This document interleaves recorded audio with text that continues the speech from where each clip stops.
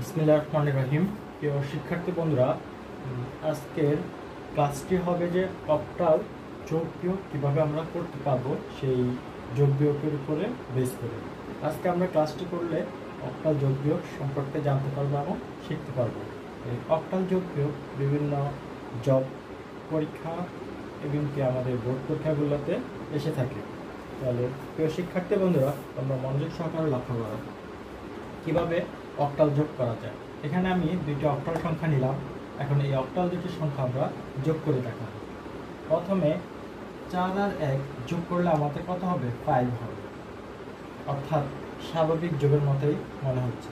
কিন্তু এই ক্ষেত্রে দেখো 7 আর 3 যোগ করলে কত হবে? 10। কিন্তু এখানে আমরা কি 10 এর 0 লিখবো? না, আমরা এখানে 10 এর 0 লিখবো না। আমরা এখানে লিখবো এইখানে যে বেসটা আছে এই বেসটা 8, অর্থাৎ 10 থেকে 8 বাদ দিব, যে সংখ্যাটা হবে এটা এখানে আমরা লিখব। তাহলে থাকবে 2, তাহলে এখানে লিখব 2। আর যতবার বিয়োগ করব ততবার হাতে 1 থাকবে। তাহলে আমরা একবার বিয়োগ করলাম, তাহলে এখানে আমাদের 1 ছিল, তাহলে 5 আর 1 হবে আমাদের 6। তাহলে 0 আর 6 এর যোগ করলে হবে 6। এখানে আমরা 6 বসাবো। তারপরে সেমভাবে 1 আর 2 এই দুটি সংখ্যা আমরা যোগ করলে হবে যে 3। তাহলে সংখ্যাটা হলো 3625। আমরা যখন এই 8-এর উপরে যাবো, দুটি সংখ্যা অক্টাল পদ্ধতিতে যোগ করলে যদি এটা 8-এর সমান হয় বা 8-এর উপরে হয়, তাহলে ওই ক্ষেত্রে হাতে আমাদের 1 থাকবে। আর ওই ক্ষেত্রে যদি উপরে হয় তাহলে আমরা বিয়োগ করব টোটাল সংখ্যা থেকে ওই বেস সংখ্যাটা বিয়োগ করব, তারপরে ওই সংখ্যাটা বসাবো, হাতে 1 রাখবো। এভাবে আমরা করব। আর যদি সাপোজ মনে করলাম দুটি সংখ্যা মিলে যদি আমাদের 8 হয়, যেমন 3 আর 5 যোগ করলে 8 হবে, এই ক্ষেত্রে আমরা বসাবো 0 এবং হাতে থাকবে 1। অর্থাৎ দুটি সংখ্যার যোগফল যদি 8 হয় তাহলে হবে 0 এবং হাতে থাকবে 1। আর আদারওয়াইজ এভাবে আমরা লিখব। আর যদি 8 এর কম হয় তাহলে যেটা হবে সেটাই এইভাবে যোগে বসে যাবে। এটা হচ্ছে অক্টাল পদ্ধতিতে যোগ। তোমরা বুঝতে না পারলে কমেন্টের মাধ্যমে বলবা।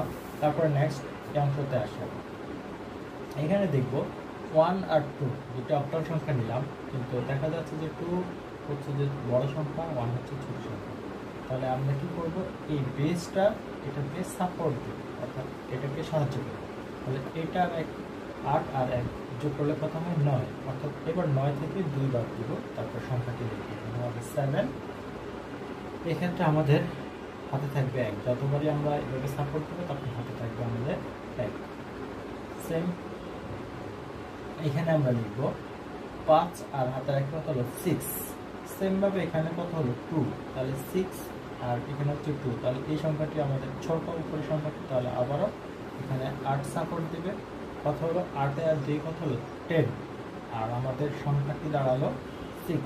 তাহলে 6 থেকে আমাদের একটা 10 থেকে 6 বাদ দিলে হবে 4, এই জায়গায় লিখব 4। এই ক্ষেত্রেও হাতে 1 থাকবে। তাহলে হাতের 1 এবার 4-এর সাথে যোগ করলো 5। অর্থাৎ এবার ছোটটা বড় সংখ্যা রয়েছে, এখানে এখন সাপোর্ট দেওয়া লাগবে না। 5 থেকে 5 বাদ দিলে হবে 2।